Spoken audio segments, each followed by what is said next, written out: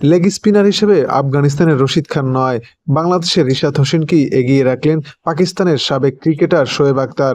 বিস্তারিত জানতে সম্পূর্ণ ভিডিওটি দেখুন। দর্শক, পাকিস্তান সুপার লিগ পিএসএল এর অন্যতম সেরা ফ্রাঞ্চাইজি লাহোর কালান্দার্স। আর এই লাহোর কালান্দার্সে প্রথমবারের মতো ডাক পেয়েছিলেন বাংলাদেশের লেগ স্পিনার রিশাদ হোসেন। আর তাতেই বাজিমাত করেছেন এই লেগ স্পিনার। মাত্র 6টি ম্যাচ খেলে 13টি উইকেট শিকার করেন এবং গুরুত্বপূর্ণ সময় ব্রেক থ্রু এনে দলকে জিতিয়েছেন। সাথে লাহোর কালান্দার্সকে চ্যাম্পিয়নও করেছেন এই খেলোয়াড়টি। তাই তো বাংলাদেশি লেগ স্পিনারের প্রশংসা করতে গিয়ে পাকিস্তানের সাবেক ক্রিকেটার শোয়েব আখতার প্রশংসা করে বলেন, আফগানিস্তানের লেগ স্পিনার রশিদ খানের চেয়ে বাংলাদেশি রিশাদ হোসেনের খেলার ধরন অনেকটাই এগিয়ে, কেননা তার উচ্চতা এবং বোলিং প্রকৃতি রশিদকে টেক্কা দিবে যে কোনো মুহূর্তেই। আর তার বোলিং এবারের পিএসএল এ দুর্দান্ত ছিল, যেটা আমরা দেখতে পেয়েছি। তার কারণেই মূলত পিএসএল এ দুর্দান্ত খেলেছে লাহোর কালান্দার্স। সবশেষ ফাইনালে যদিও খরচে ছিল, কিন্তু গুরুত্বপূর্ণ মুহূর্তে উইকেট নিয়ে দলকে এগিয়ে দিয়েছে, যেটা তার জন্য অনেকটাই প্লাস পয়েন্ট হয়ে দাঁড়িয়েছে।